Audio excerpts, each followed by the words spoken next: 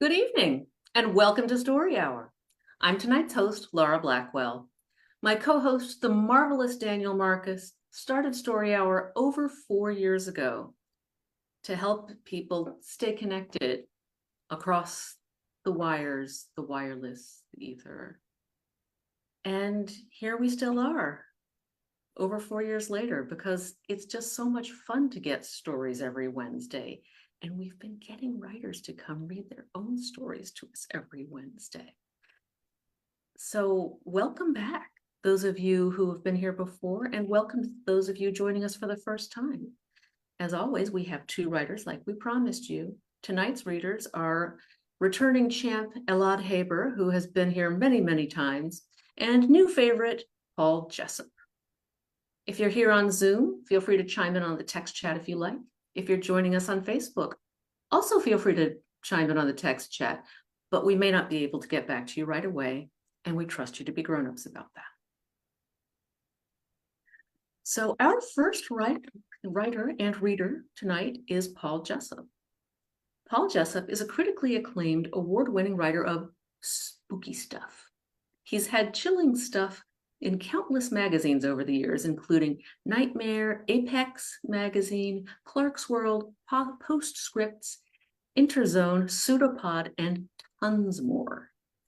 His short stories have been honorable mentions in many years' best collections, including Best Horror of the Year, Year's Best Horror and Fantasy, and Best Science Fiction of the Year. In 2000, he won the Virginia Perryman Award for Excellence in Short Fiction, and in 2022, his short story, Skinless Man Counts to Five, was listed on the recommended reading list for the Stoker Awards. He has had several books out in small presses, I believe with Underland is the next one. And his most recent one is a short story collection called Skinless Man Counts to Five, which has a gorgeous cover that I hope he will show us when the camera's back at him. And before that, the horror novel Glass House. Now, Paul, I understand that you also have yet another book coming out. I do. Yes, I do. It's coming out in October this year. It is my Antichrist witch cult road trip novel called Daughter of the Wormwood Star. And we just recently settled on that title, so I'm very excited about this. Is an amazing title. Now, I suppose you don't have a cover yet, but I think I Uh, saw a cover for Skinless Man Counts to Five. yes, Can you? there Oh, is. Yep. It's such a nice cover.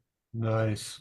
Yeah. it is. Holds up Underland did an well amazing job. across Zoom, which is something to Yes. be said as a graphic design champion, I know, right? Yeah, right? That's a great thing. Champ is our word of the night, apparently.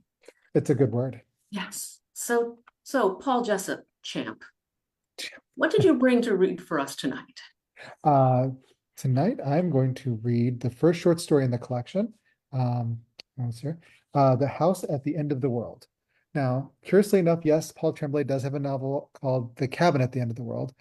It's just a weird coincidence because my short story came out a few years before that in a little magazine called Ferrero's Wainscot. But that wasn't I don't know if that was a really wide read issue or that story was very wide. I doubt Paul Tremblay even knew about it. So it's just probably one of those weird coincidences where names sounded similar. Right. Alan Moore says idea space. Yes. Everyone has this idea and it just comes down. Yeah, I think that's right. It's like, or the zeitgeist. Yes, that's also, I'm told that that's the origin of meme theory too, before meme just became Really? something that you put funny sayings on. Yeah, I didn't know that. But I don't know. People That's tell me really these cool. things. I repeat I'm them sometimes. gonna have to Google that now. I didn't know that. Well, let's hear The House at the End of the World. All right.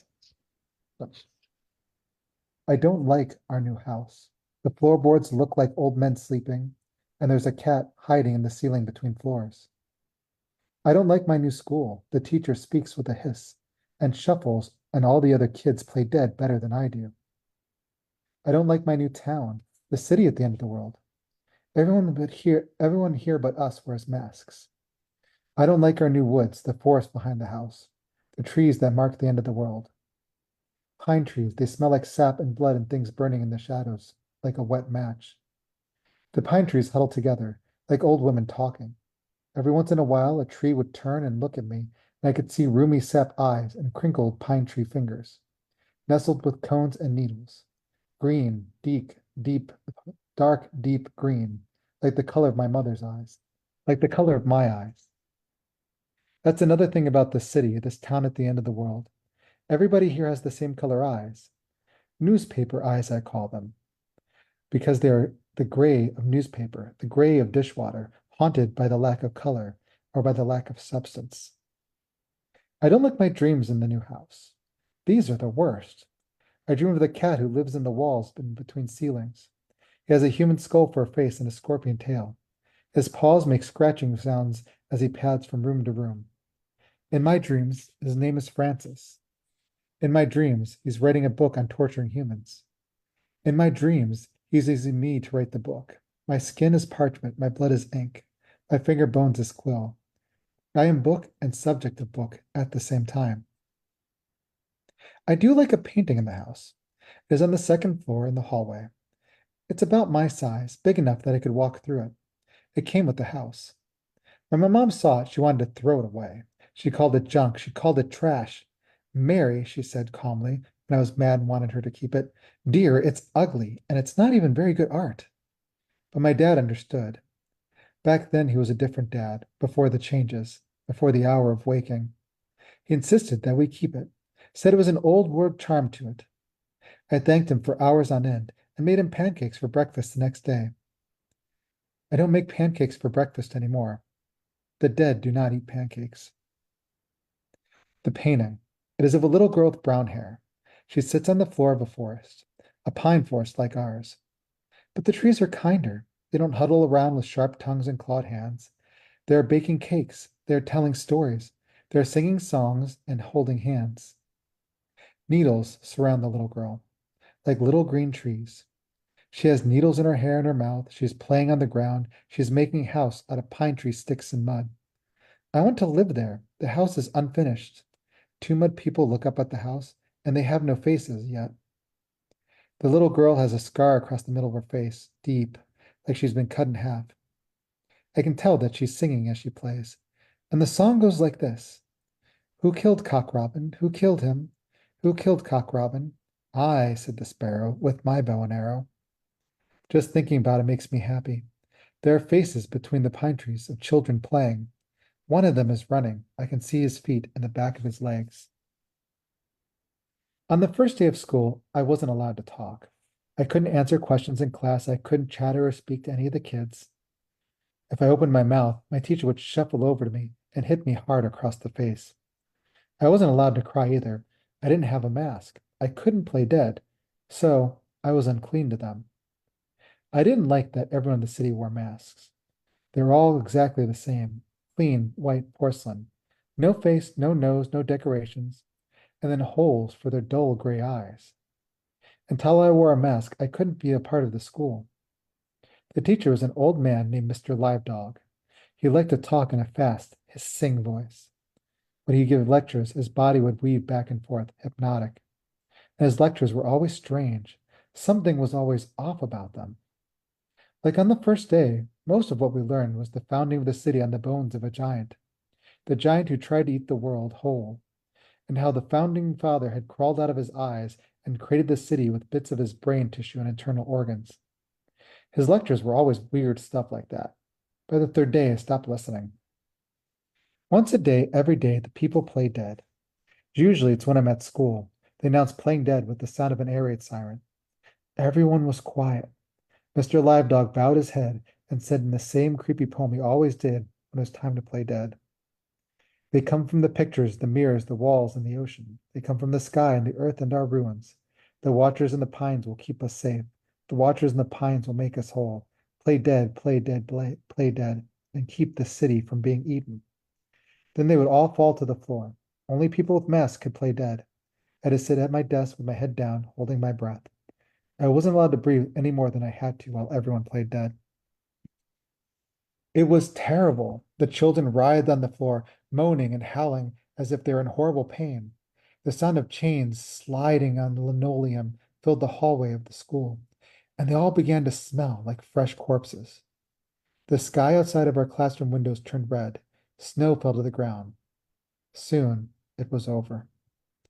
But again, day in, day out, they kept on playing dead once a day. When I asked about it, my parents only said that they have different customs than we do at the end of the world, so I should be nice and play along. When I asked if they played dead, they said no. They didn't have their own masks yet. Yet. I wonder if they have a mask for me. Sometimes at night I can't sleep, not because of the cat in the walls, he sleeps at that hour, but other things walk through the halls. I try to sleep, telling myself that they can't hurt me, that I'm safe here with mommy and daddy. But I'm not fooling anyone. Shuffling feet in the shadows, heavy breathing, and then fingers drumming on hardwood floors. I hear lots of people slouching, moving, come crawling across the floors. Others, I swear, are moving across the ceiling. Some whisper. I don't listen to what they whisper. Their conversations sound angry and abrupt, tempting and dreamlike. I don't want to hear what they say. I don't want to follow them, wherever they're going. One night, I saw a figure standing in my doorframe, outlined by the light of the bathroom. He had a horn on his head. I couldn't see his features.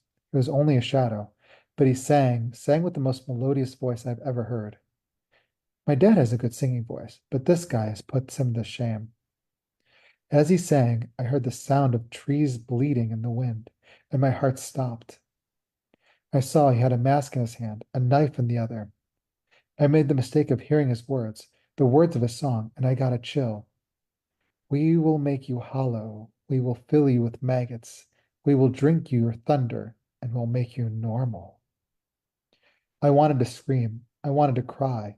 He couldn't step into the room. Eventually, he left. I would love to say I never saw him again after that, but that wouldn't be true. As much as I hate to say it, that would be a lie. On the second day of school, I still wasn't allowed to talk. I just had to sit quietly while everyone around me chattered, their teeth clacking together like someone cold or stuck with a fever. The teacher taught songs, showed them how to use fire to awaken a sleeping giant. He said that all the houses had sleeping giants in their basements, even mine, and soon they would awake. That was when he turned to me. His eyes smiled behind the mask, and that, he said, would be when you and your parents become official citizens. Everyone applauded. I wanted to, but I didn't want to get hit again, so I stayed quiet while they applauded, their chattering teeth, their drumming fingers. In the middle of the applause, the air raid siren sounded. It was time to play dead again. I walk to school while everyone else rides the bus. My parents don't drive me. They both have to work very early, and dropping me off would make me late. We moved here because they both got jobs at the same company. They were very excited about getting jobs at the end of the world. Work was hard to come by elsewhere. I don't know what they do there. They never tell me. Whenever I ask, they change the subject. Sometimes Dad forgets to change out of his work clothes before he comes home. It's a long, white suit. Sometimes he comes home and his face is covered in blood stains. Ones that will never wash off, he said. But the next day he's able to get them off. But his face suffers for it. It is rubbed raw and red with soap. My mom always comes home with the same white dress. She's never had blood on her face, but her skin suffers anyway. Rubbed raw, rubbed red. None of them like to talk about what they've seen, what they've done. They like working here. They don't want to get fired.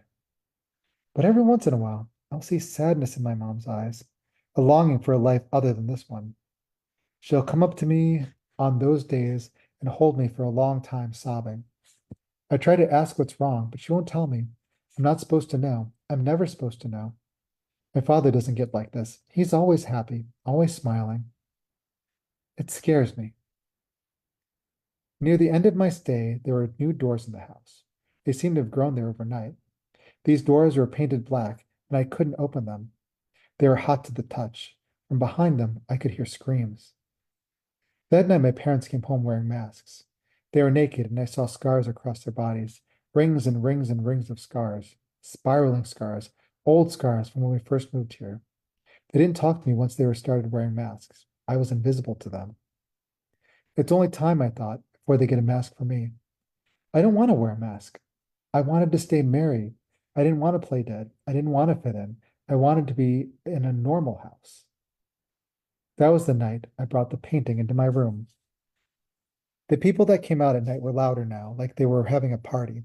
My parents' voices mingled with them. I heard screams and then ripping sounds, like flesh being torn from bone. I looked over at my painting, and for a minute it changed.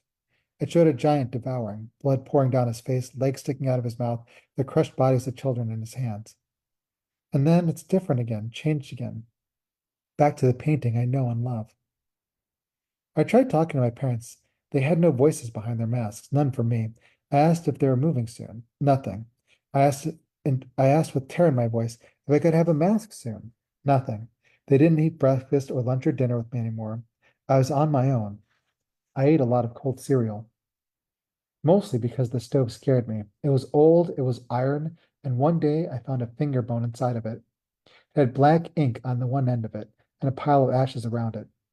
I left the finger bone inside and never touched it again. There was no one at school. I sat in the classroom by myself. Even though they were supposed to play dead, I didn't want to go home. It was scarier there. The cat wasn't in the walls anymore. I think he's out, stalking the town, looking for little skull-faced mice. When I got home, the house was empty. My parents didn't come home from work until very late. I stayed away from the doors. I stayed away from the walls, the ceilings, the basement. I heard something stirring in there, like it was trying to wake up, tossing, turning, waking at the end of the world. I went outside, but there's fog amongst the pine trees, and the sky was a brilliant red, the same red playing dead. It was the playing dead sky, and from the trees I heard whispering, watched the trees huddle close together, point their needle fingers at me, mutter between them, outsider, outlander, living. When my parents did come home, it was late in the evening. Heard them rush inside, run about. It was dark, night. The strange shadow people would be here soon, walking through the sleeping doors. I didn't want to be awake when they came, but I think I had no choice. And then I heard the air raid siren and announced that it was time to play dead. And I got this terrible feeling in my stomach, like something was alive inside of me, crawling, trying to force its way out. I ran downstairs. I didn't know why I did it. Maybe I wanted to see how my parents played dead. Probably not, though. Some things you just do without acting, that would do without thinking, and they happen. They happen whether you like it or not. I found my parents sitting at a table. In the center of the table was a candle and a mask. The mask just the size of my face. My mom turned. I looked at her. Her mask was off, and it was just muscle, all of her face, muscle, blood and bone, and nothing else. No flesh left. Go to sleep, little Mary. Please, just go to sleep. The thing in the basement tossed, turned, restless again. I tried to say no. I tried to say I wasn't going to sleep ever again. I tried to say that I was running away from home, that I couldn't take living here anymore. Instead, I walked upstairs. The thing inside of me made me do it. I have no idea how. But against my will, against my thinking, it made me turn around, walk heel to toe, up, two, three, four, walk all the way upstairs, past the doors opening to the lands of love and pain, past my parents' room and the skull cat that now stalked the corridors, and into my bedroom where I lay down to sleep. I awoke to fingers on my face, to masks sliding over my skin, to a knife in darkness gleaming, devouring the shadows, hungry for my skin. I screamed, but I felt a fist in my mouth. I bit down on the fist. Fist moved away while my father bit his tongue. My mom was not in the room with me. That was a good sign. I ran over, ran past him, walked carefully towards me, knife swinging in his hand. His face was off, his mask was off, his eyes looked like two marbles in the light, gray newspaper marbles put into the holes of his head. I ran over, ran into the picture without even thinking. The painting opened up for me and let me inside. I walked through without even thinking, without even planning. And there was the girl, creating a little house. When she saw me, her mouth opened, but I saw no tongue. She pointed behind me, pointed outside the painting. I turned and looked. My body was still out there, lying flat on the floor. My body was still out there, and I was in here. I watched as my father leaned over and began to cut away at my face. My body didn't scream as I watched. My body didn't fight it as I watched. I just laid there quietly and let him carve, carve, carve. I turned around to ask the girl what had happened, but the painting had changed. The giant was there, crushed children in his hand, blood running down his face, and he was howling, awake, mad, and hungry. That was the end of that. Yeah, it's really creepy. Oh my gosh, that was creepy stuff. You Yeah. said you said chilling stuff and spooky stuff, but you didn't say creepy stuff. Oh yeah, I should have probably said that too. Yeah. Yeah. Well, gave me something to say. Oh, thank you. Yeah, Oh, that's how it starts off. So it starts off with a bang. ooh. And is the character of the book similar throughout? It's pretty much there's some that are lighter in tone, some darker in tone, but mostly overall kind of keeps the same creepiness. It's yeah. I really enjoyed it. Thank you. Yeah, it's one of my favorites, and I was really glad. Uh, Underland Press, the editor and publisher of Underland Press actually used to run Ferragos Wainscot way, way, way back in the day. So they're like, you have to put this one in here. I'm like, oh yes, it's going first. It's the first one.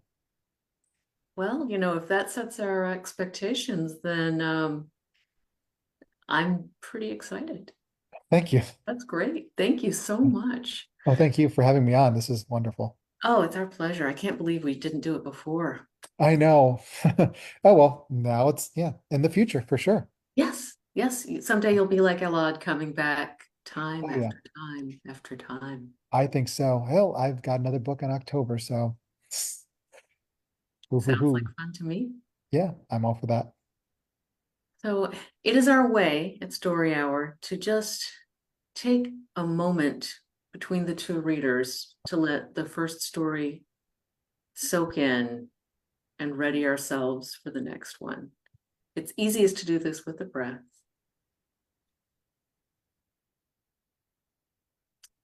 Okay, still got some goosebumps, but I think I can handle a different story now.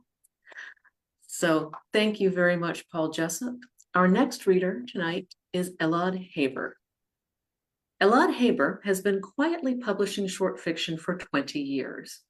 He attended Clarion when he was 18 years old. You might find his stories in various forgotten corners of the internet or in the dusty backrooms of basement bookstores. He has recent publications from Lightspeed Magazine, the Simultaneous Times podcast, and Underland Arcana. His debut short story collection, The World Outside, will be published by Underland Press in late 2024. Is it still late? I think that date might be updated. I'll need to check that with you. Visit Elad Haber for links and news. Elad, welcome back. Thank you so much, Laura. Thank you, Daniel. Thank you for having me back. It is our pleasure. And I think you might have an updated publication date. I do. Yes, it is. The book will be released July 16th this July year. 16th for The World So Outside. late summer. That's right. Wonderful. And thank you so much. The story I'm going to read is called It Only Rains at Night. It was published in a very small online journal called Strange Constellations. They closed down a few years later, and no online archive exists. So it is included in my book. Yay. I stared at the flower for weeks. It was an upright twig in the beginning. Beige arms sprouted and the trunk grew so thin and tall it almost fell over. I wanted to help it, to reach out and hold it towards the sun until it could stand on its own, but I didn't. I couldn't. Its body was a penumbra, bent in sadness. As I watched over the course of a few days, it righted itself, and dark green leaves were born off the strong arms, and from its head a crimson flower blossomed into life. The flower spent its short life dancing with the wind and drinking the rain. I never saw it rain. When I was outside, it was always the most perfect weather. In the morning, when I came outside, everything was wet with dew. Small pools of water napped on the leaves and the low wooden fence that was the border of my yard. Over time, the magnificent magenta of my flower's early days began to wither and darken. I knew its time was running out. The green leaves on its body turned yellow and fell. I thought, if I could pluck the flower, take it inside, put it in a vase, or give it a nourishing balm, I could save it. The flower was located just outside the wooden fence that separated my yard with the world outside. That's how my mom and dad always called it, the world outside, always with the capital letters as if their height might scare me. It was only a few feet. I thought maybe I could just grab it and retreat. Maybe it wasn't such a big deal. I looked back at the house. I knew no one was there, but I checked anyway. I placed both of my hands on the wooden fence and pulled myself up. The sound was loud and oppressive like heat. It was a kind of buzzing, but so quick it shocked me. It seemed to come from inside me somewhere, or maybe it was just everywhere, and it echoed most inside my chest. I fell back into the yard. Dirt flew up and obscured my vision for a moment. From the house, the voice of the caretaker. Charlotte, it called. Are you all right? I coughed a few times. Yes, I'm fine. What were you doing? Nothing, I said. I stood up and slapped my dress with my palms to kick off the dust. It was an accident. The caretaker's voice wasn't coming from any particular place. It echoed around the yard like the voice of God. Do be careful, dear, it said in a most enduring voice. Come inside now. It's time for lunch. I looked back at my flower. The magenta circle had brown on the edges that I never noticed before. The color seemed to have faded in the last few minutes. I knew it wouldn't survive. When I was very young, my mom and dad would tuck me in every night. Sometimes I wouldn't see them all day, but they would show up at bedtime. The caretaker dimmed the lights in my room and I would wait for them in the dark. Sometimes they opened the door slowly, letting in splashes of light from the hall. Mom would sit on the edge of the bed and Dad would stand with his hand on her shoulder. She'd lean in so close I could smell her apple-scented shampoo.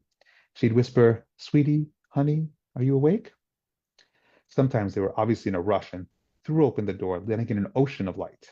During these times, I would feign sleep. I knew they didn't have time to read to me or tuck me in. I was a good daughter. I tried to protect their needs and match my behavior. They were always busy. Dad worked in a firm downtown and Mom oversaw a half dozen charities. Even when they were home, sequestered in their offices on two different sides of the house, I wouldn't bother them. I asked the caretaker to prepare breakfast. I picked orange roses from the yard and placed them in a tall cup on the tray next to the plate. I brought the trays into their offices as quietly as I could. They would be on the phone or typing on their computer. I leave it on their desk, smile, and walk away. I've always been good. As I got older, the bedtime visits lessened. They still sometimes visited me to tuck me in, but never together. I'd ask Mom, where's Daddy? And she'd say, working. Or I'd ask Dad, where's Mom? And she'd say, sleeping. And then one night, neither came to tuck me in. I stared at the door, thinking it must be malfunctioning. I thought about asking the caretaker, but decided to wait another few minutes, and then another, on and on until daylight. Finally, I got out of bed and reached for the door. It opened without trouble. The house was quiet and still. I walked through the halls adorned with paintings of my grandparents and great-grandparents and stopped at every door.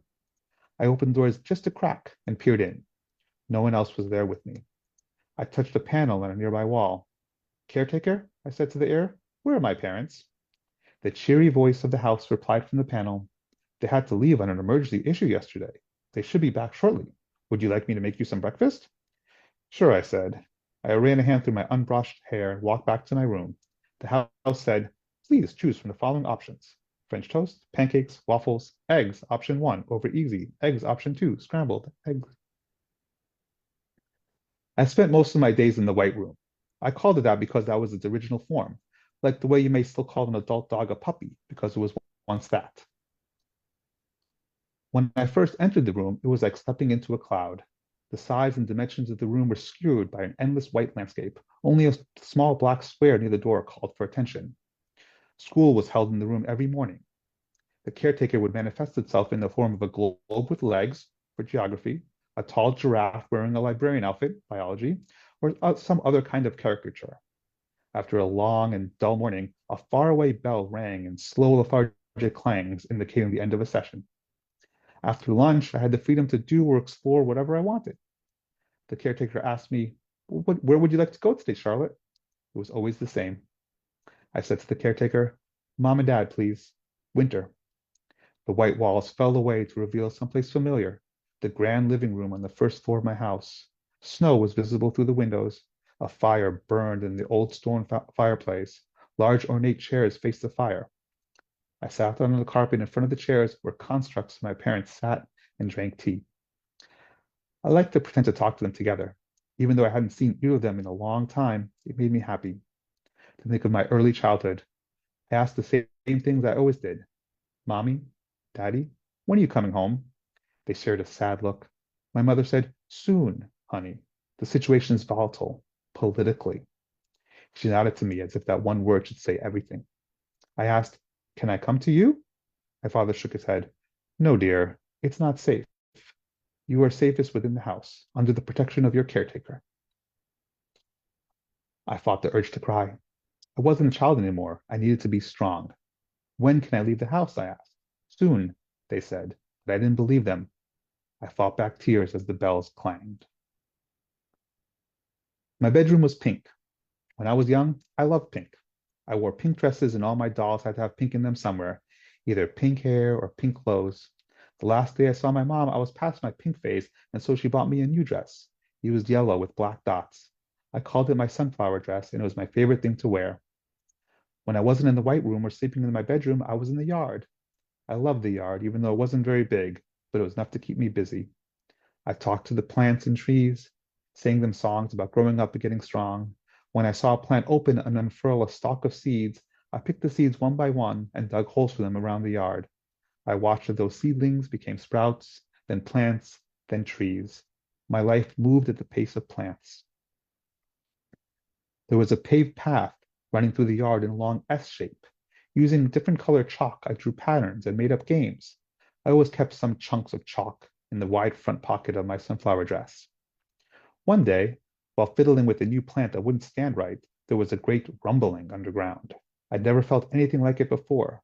The stalwart trees around me shook, and it felt like the ground lost its texture, like it could swallow me up. The caretaker called, "Charlotte, come inside." I was frozen in fear. Aberrations in my daily life were so out of the ordinary that this new experience startled me to the core. I couldn't move at all. The caretaker called again, repeating my name over and over until it stopped mid-syllable.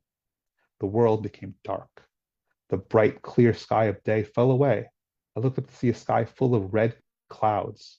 Around me was the lush green yard that I knew so well, but beyond the low wooden fence was more darkness. What was usually an endless landscape of green pastures and trees was a barren wasteland. I could see wrecks of houses and trees reduced to stumps. The ground looked like an ugly shade of brown I'd never seen before. The air stung my lungs, and I felt suddenly winded. I closed my eyes and slowed my breathing until it returned to normal, although it still felt hard to breathe. I opened my eyes and my strength came back to me.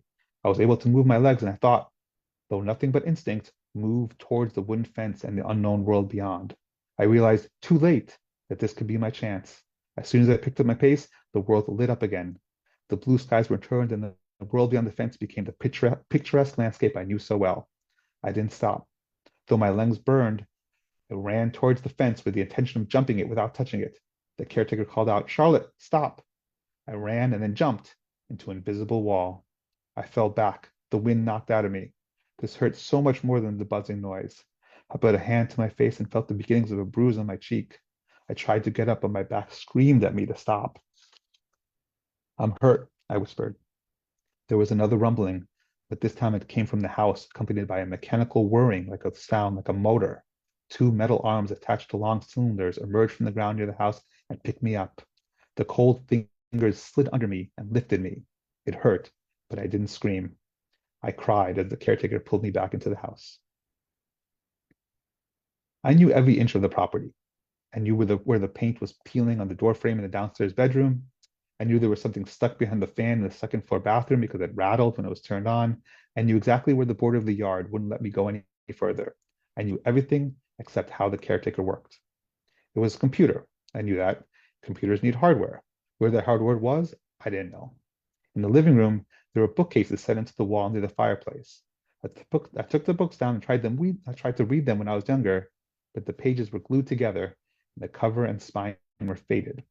I often sat near the empty fireplace and thought about my parents. Now, I sat down cross-legged and tried to figure out the caretaker. There was a slight breeze I never noticed before coming from the fireplace. When I looked closer, I saw a thin sliver of light peeking out of the break. I ducked down and stepped into the fireplace. I ran my hand near the sliver and felt the wall. It didn't feel coarse like brick, but smooth like plaster. The caretaker's voice startled me. "Charlotte, what are you doing?" I thought I heard someone call my name." "There is no one there. Please return to your room." I didn't listen. I pressed both hands against the back wall of the fireplace and pushed. The false wall fanned open, revealing a staircase into darkness. The air inside was stale. I descended a wooden staircase and found a switch to a single light bulb in the low ceiling. The walls were exposed cinder block, and there was nothing but storage here. Dozens of boxes with labels like living room or nursery. The room wasn't large. There had to be more. I checked the walls for more hidden passageways and searched the boxes for any hints, found nothing. When I went back upstairs, the caretaker chided me for disappearing from its view. Its threats were vague, but no less scary.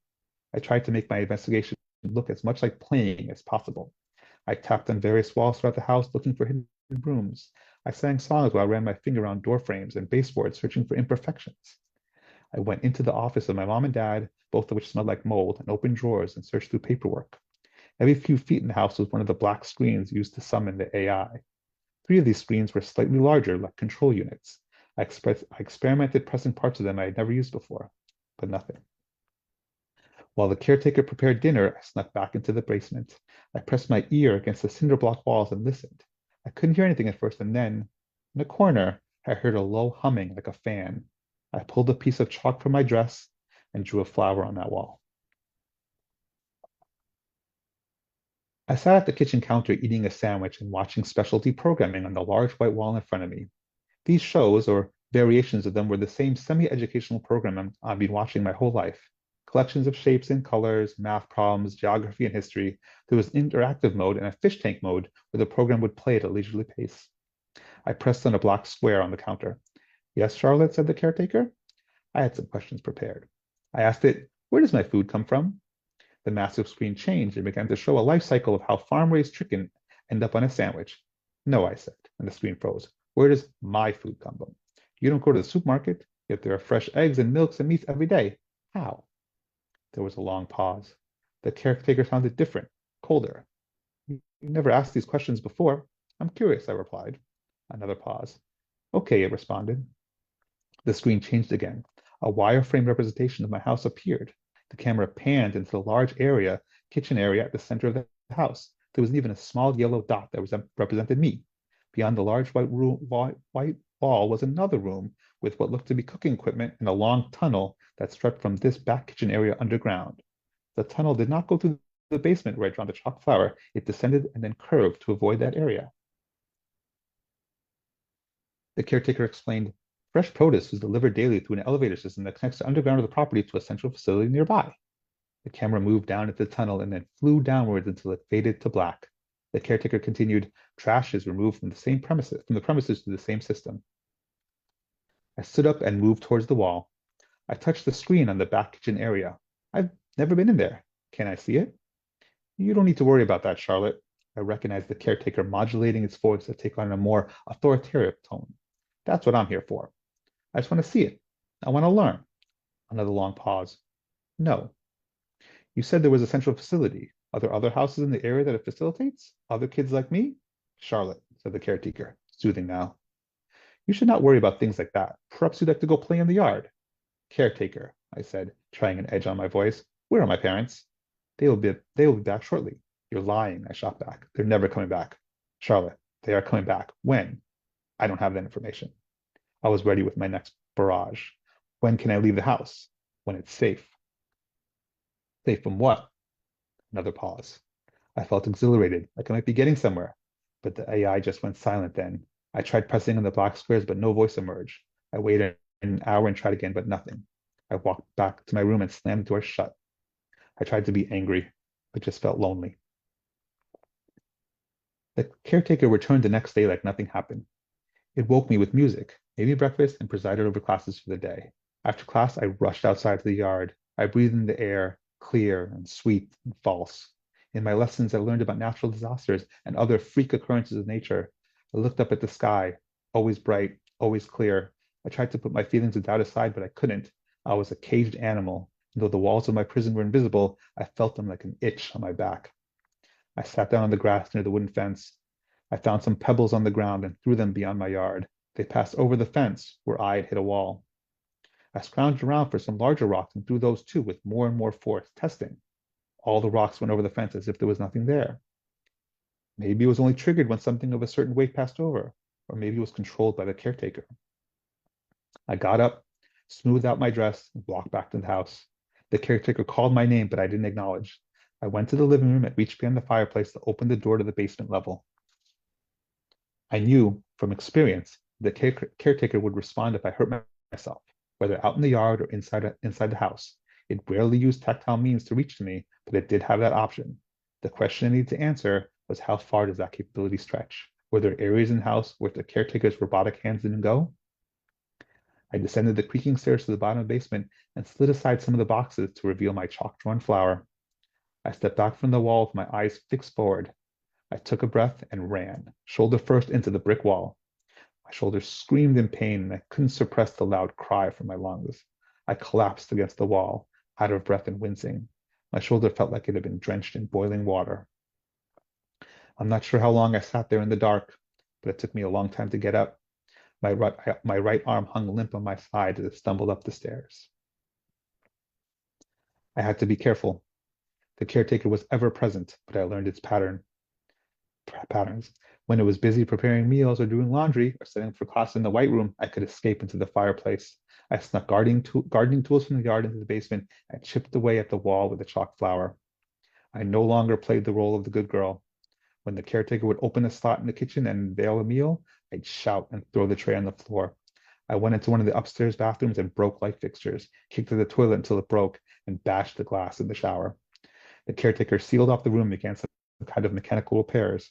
While it was preoccupied, I ran to the basement and scraped and clawed at the wall to try and get to my keeper's heart. That night, the caretaker sounded sad. "You're acting different," it said. "What's wrong, Charlotte? What do you care? I am your caretaker. You are my responsibility." "Fine," I shouted. "Leave me alone." I ran to my room. It looked the same as it had when I was a child. Pink everywhere, dolls, toys. It made me angry, like it belonged to someone else, some happy child that wasn't me. I didn't even remember that part of myself. I went to work destroying the room. The caretaker called my name, begged me to stop, but all I could hear was the rushing sound of blood. It took months. By the time I was almost through the cinder block wall below, the house above me was in shambles. The caretaker couldn't keep up with my rampages. The portraits of my family that had adorned every wall were tattered, their frames reduced to splintered wood. There were huge round chunks of wall missing. I had figured out that the large regal chairs in the living room made good weapons and threw them against walls until the chairs fell apart. The kitchen was a mess of broken plates, open walls, and water that dripped from the ceiling. The walls protecting the room near the kitchen were extra thick. No matter what I tried, I couldn't break through. The caretaker didn't speak much these days. It still went through the motions of preparing food and trying to repair the damage I'd done, but it was half-hearted. I was just too much for its programming. Lesson learned. Computers can't handle teenage girls. In the basement, I had created a Charlotte-sized hole in the wall using shovels, and pickaxes. I knew I was close because the sound of the equipment in the next room was loud. I worked for a while without a break, my body lost in a thick layer of sweat, when one thrust of a pickaxe sliced into the wall and got stuck. I shimmied the axe out of the hole. A green light emanated from the next room along with the hum of machines. Energized, I widened the hole using more tools and finally got on my butt and kicked at the hole with all my might until it was big enough for me to crawl through. I stepped onto ground I'd never stepped on before. The room was exactly what I had thought, a control center for the caretaker. One wall was just camera feeds, so many in every nook and cranny in the house. They must have been tiny because I never saw them. A few were just static, victims of my rage. There were probably 20 in the yard. I hadn't been out there much lately. From the distorted view of the feeds, I saw weeds overtaking plants and trees I had so carefully planted. There was one large screen surrounded by flickering lights. The screen blinked to life and words appeared. The caretaker's inner thoughts. "Charlotte, please don't hurt me. I only tried to protect you." I realized I still had the pickaxe in my hand. In the screen, I could see my reflection. I looked terrible. I hadn't bathed in weeks, and my face and hands were gray from dirt and sweat. I swung the pickaxe back and prepared to destroy the screen and everything else in the room. "Please." I let the axe fall to the floor. "Where are my parents?" I asked the screen. There was no activity on the screen for a minute. Then a video played. It was grainy and dark with no sound. The camera was at a sharp angle looking down. There was a large black fence in the foreground and a driveway in the background. More words displayed above the video image. "Your parents tried to retrieve you 10 years ago, but the world was still unsafe, so I stopped them." On the video, two figures approached the fence. They were wearing large suits like a beekeeper might wear. Through the darkened glass of their faceplates, I recognized my mother and father. They pounded on the fence and looked like they were shouting at something unseen. A light appeared from near the camera, and my parents froze. They turned to flee, but not quick enough. Bullets shouted over their backs, and they fell to the floor in a pool of blood and their ripped beekeeper soups. I gasped and looked away. I saw the axe on the floor, and I reached for it, but then stopped. I was tired of being angry. Maybe I hated the caretaker. Maybe I hated my parents for leaving me. Maybe I had enough destruction for one lifetime. I just wanted to go somewhere else, somewhere real, if any such place still existed in this world. I searched the room until I found the control panel for the elevator system. A horizontal hatch slid open, and inside, a platform that smelled faintly of garbage. My body shivered in a kind of excitement as I stepped onto the platform. I had to crouch and sit down to fit. After a moment, the hatch slid closed and began moving slowly, then quicker and quicker down a long, dark shaft. The floor and walls shook like an earthquake, and then, in one swooping motion, the platform reached a kind of cruising speed, evened out, and light poured in from all sides. The platform hung suspended on a rail system with nothing blocking my view. We were underground. There was an endless series of tubes and tunnels and rails going off into the distance. Each platform held food encased in frosted bins or garbage in large black sacks. Above, I could see portals indicating other houses, maybe other kids. I shivered again, thinking of others in my situation. Who would I meet? What kind of adventures awaiting me?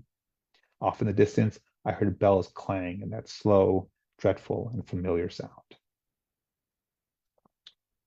Thank you.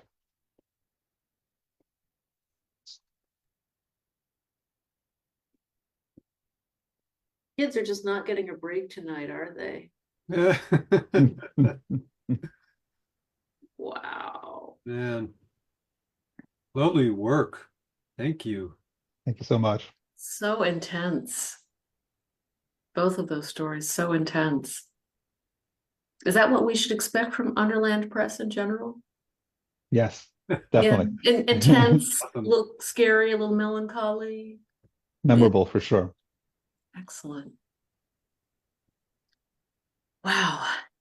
Daniel, we are just the luckiest people Seriously. to get to hear stuff like this every week. Although it is different every week. Every week it's a different kind of wonderful. Next week, the kind of wonderful we have on tap is KG Anderson and Jenna Hanchey wonderful, with bonus Maggie Ellison guest hosting wonderful. So that's also going to be a very good evening. I do recommend checking storyhour2020.com on the day of the reading for any announcements or changes. You can also follow us on Blue Sky. Storyhour2020.com is also a good place to learn about upcoming authors and figure out what Wednesdays you want to clear your schedule for so you can be here with us in the Zoom as it happens. But you know, you can always go and watch it later on Facebook too. We're down with that. Yeah, just go to the Story Hour page on Facebook and basically close your eyes and throw a dart and pick a week, and you're bound to find something wonderful and unexpected. Absolutely. Absolutely. And you know, you can scroll for a really long time because we've got 4 years worth there. It's a pretty big dartboard. Yep. Which is good because some of us are bad at darts. So, you know, you aim high and it works out. Thank you, gentlemen. Yes, thank you, Elad. Thank you, Paul. And thank you, Daniel, for starting Story Hour. Because if you had not done that, literally none of us would be here tonight. And thank you, all of you joining us here tonight in the Zoom and on Facebook, and all of you watching in the future. You know, as long as you're watching these stories with us, we're all in the same Story Hour. Good night.